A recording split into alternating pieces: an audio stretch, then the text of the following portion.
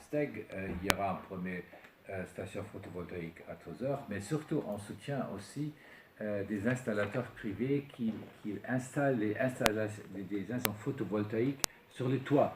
C'est quelque chose de nouveau, ça rend indépendant et la GIZ qui suit ce programme a fait 2 installations pilotes pour montrer aux gens comment ça se fait. Un, c'est sur l'école d'ingénieurs nationale, évidemment, l'école des ingénieurs, ça c'est très bien. L'autre, a été faite ici dans la région de Sfax à Garep, sur la municipalité. Donc pour montrer aussi, voilà, ça fonctionne, comment ça se passe. Évidemment, après, c'est aux Tunisiens et les gens de la région de Sfax de continuer. Mais si on ne commence pas avec des choses concrètes, oui, on ne se termine pas. C'est pour ça qu'on voulait faire des choses concrètes. On a encouragé aussi des gens, des installateurs, pour montrer comment il faut faire. Parce qu'une installation, il faut qu'elle marche, sinon ça ne fonctionne pas. Voilà, c'est un peu quelque chose qu'on a fait.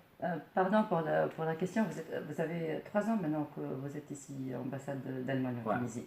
Vous semblez être optimiste pour l'avenir de la Tunisie. Comment vous la voyez? Je vois très optimiste.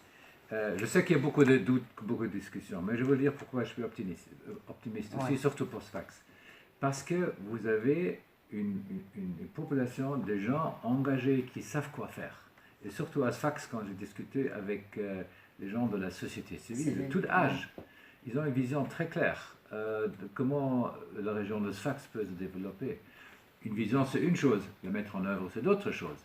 Mais sans une vision réaliste, et j'insiste, réaliste, on n'arrive pas. Et vous, et c'est pas seulement dans la région de Sfax, j'ai rencontré partout dans le pays des gens engagés, jeunes et moins jeunes d'ailleurs, donc de tout âge, qui savent quoi faire, qui veulent quoi faire. Maintenant, il faut, ensemble avec le gouvernement et les partis politiques, le mettre en œuvre.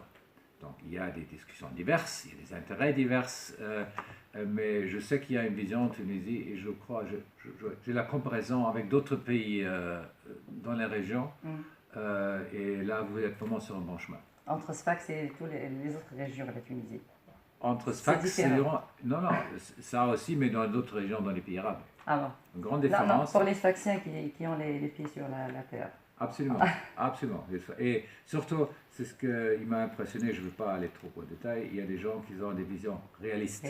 Il ne faut pas rêver, il faut avoir les deux pieds sur terre, et là, je trouve vraiment des très bonnes idées. Comment expliquer peut-être les visites successives pour la région, vous d'abord, mais aussi pour vos collègues ambassadeurs de la France et aussi l'Union européenne, pour la Tunisie et pour ces régions-là, Sfax, Guebes, tout le sud?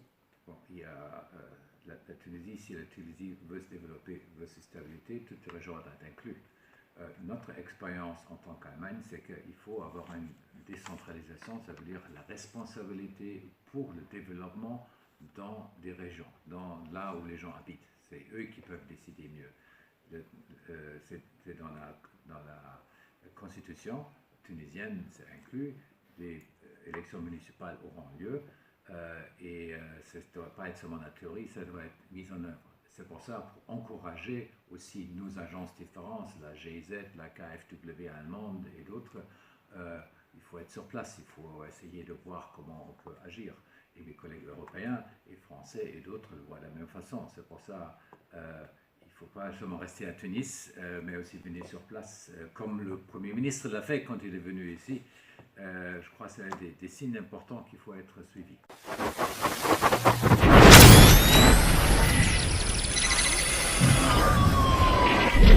عشرة دايما